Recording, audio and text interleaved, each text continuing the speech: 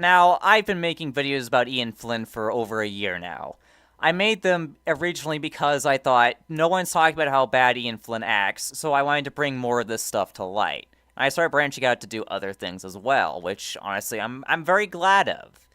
Because when this whole thing started, I knew Ian had a huge ego. He was a blatant liar, and he got away with it so many times, and he was causing part of the fan base to just go fucking insane because he had taught them when they were young to do all kinds of messed up shit. But I didn't know that it would get this messed up. But there's going to be more I'm going to be talking about because at the end of this, oh god, what Ian Flynn did is so fucked. This is legitimately one of the most fucked things I've ever talked about since Dreamcast.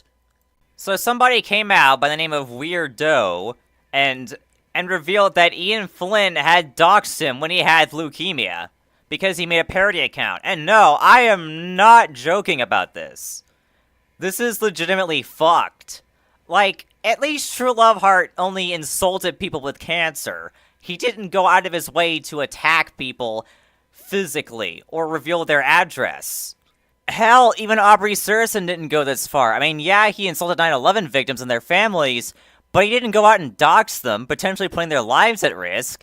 This is a whole new level of fucked up for the Sonic community, and it's being done by the guy who writes for the damn comics, of all things. And of course, just to make sure we don't lose this, I am going to read to you the entire Twitlonger, just to make sure Ian can't delete it. Or if he does delete it, it'll be on the channel, so much like his Teletubbies Sonic the Hedgehog fanfiction crossover, it ain't going nowhere. A number of folks showed concern and offered support over this Twitter kerfluffle, which was very much appreciated, so I think I owe it to those people to explain what's happened and how it's coming to a close. At the beginning of August, my wife and I drove from Charlotte, North Carolina to her little hometown just outside Toronto, Ontario. It was a 2-day drive. Not bad, but long. We needed some time to recharge. Once we arrived, that's when we were hit with almost simultaneously with 2 bits of news. One of my wife's relatives was terminally ill, and I had an impersonator on Twitter. What timing? Now, I've had my detractors before. One fan or another enraged over something I did, or what they perceived I did, in the comic. They'd rant and threaten, and nothing came out of it. Not this one, though. This fine, upstanding young man used my face, my name, to say I was sexually impotent, whoremongering fursuit fetishist, that I forced my wife to partake in these acts, that I stole fanfic ideas to write my scripts. This was more than a threat or a rant, it was an outright attack. So I contacted Twitter, and within a couple days, the account was gone.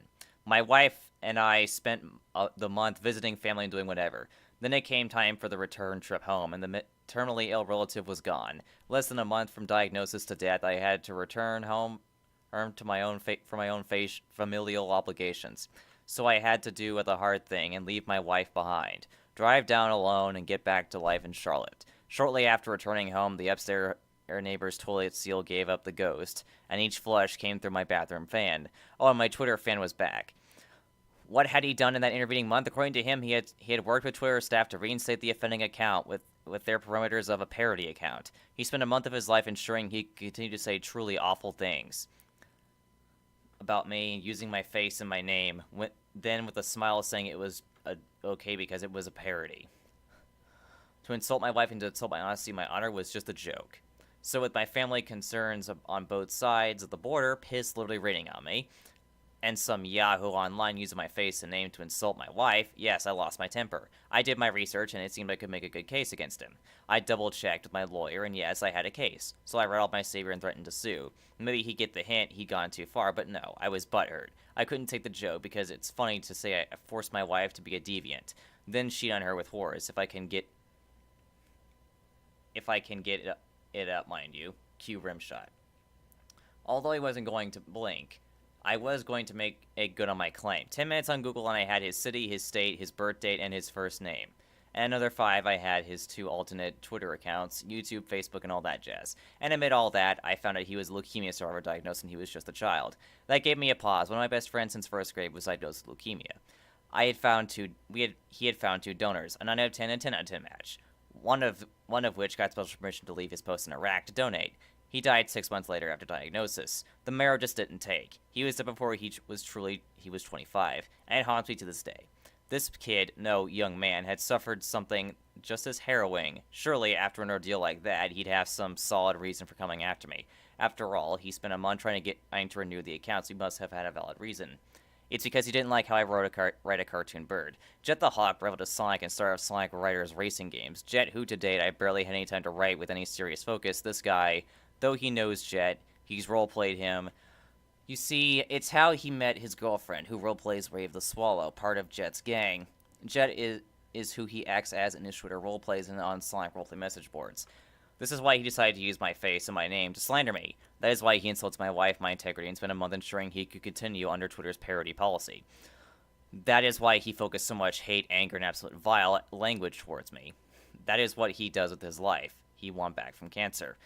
Because he doesn't like how I write a cartoon bird. Since then, I've had time to think. My bathroom is fixed. Families are settling and readjusting. I have had plenty of other concerns, including another big trip to New York Comic-Con. I don't have the time and definitely not the money to enter a pitched legal battle with this child, not young man, that believes some degree of maturity. I have the information in the case, but I find that I can't be angry anymore. This kid offered an apology to my wife after a friend explained he crossed the line.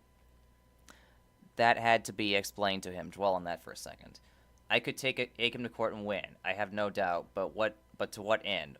When someone feels a deep spiritual connection to a fantasy bird out of a mediocre video game series, how do you combat that? You can't. You can't fight that kind of crazy. In the end, it's just one more voice on the internet raging at me. He just did it louder and nastier than anyone to date. Congratulations, Josh, you set the bar. So that's my story. I huffed and puffed. In the end, I left his house alone. He probably got more attention from me than anyone else, and now I can't bring myself to care anymore. So now it's back to work, and filed this whole thing away as just another one of those times. Thanks for kind words and the offers to help, folks. We're done here. So there you have it. The head writer of Sonic the Hedgehog's comic books admitted that he doxed somebody who survived leukemia. That's the worst about it. He even doxed his girlfriend. Like, fuck. You went through all that length just to go after somebody who was making fun of you, and the guy even admitted he thinks he did some things wrong, but at the end of the day, he even said himself, Ian Flynn went too far. The whole thing was just meant for his friends to be able to laugh at. And it literally only had 10 users, according to the person in question. But what else gets me about this is the fact that he admitted that he thought the series was mediocre, which is almost as bad as when he said that the comic book was nothing more than a 12-page advertisement for the video games. But in all honesty, that just pales in comparison to the fact that he doxed somebody. He doesn't give two shits about the franchise, I guess, or he just thinks it's mediocre. It's like, you work for Sonic the Hedgehog and you call it mediocre. How the hell do you keep your job? Then again, how the hell did this tweet stay hidden for so long? That's what gets me. This was hidden for 8 years. 8 years! Oh, and just to add insult to injury, guess what happened afterwards? Well, Ian sent his fans after this poor guy. Yeah, that's right. He sent them after him. While that does explain where people like Samaj Mitrap and Marcel Bachaka come from, that also kinda goes off into the line of Khmer Rouge territory. Because, much like the Khmer Rouge, Ian's indoctrinating 6-year-olds to become his own private army. At this point, the only thing separating Ian Flynn from Pol Pot is that Ian Flynn doesn't have a group of rebels to go overthrow the Cambodian government. I mean, this really is just downright sociopathic in the literal sense of the word. You can't go any lower than this. You can't. No one who has worked on Sonic, as far as I know, has done anything close to this. And at this point, I think it's safe to say that Ian Flynn must be fired from IDW, from Sonic the Hedgehog, because he is nothing more than a detriment to it, creating one of the worst parts of the fan base, and ultimately being a liability to Sega and its reputation. And keep in mind, I've been saying for the past few years that Ian Flynn needs to apologize or get out. And now that this has come out, he just needs to go. And the fact that we had to dox a leukemia survivor and his girlfriend just really makes the whole thing worse. So share this with anybody. Share this with Aaron Weber. Share it on Twitter. Share it with Michaelholic. Share it with even Chris Royale if you want. Just share it with anybody. Get the message out there. Spread it around. I'll see you all next time.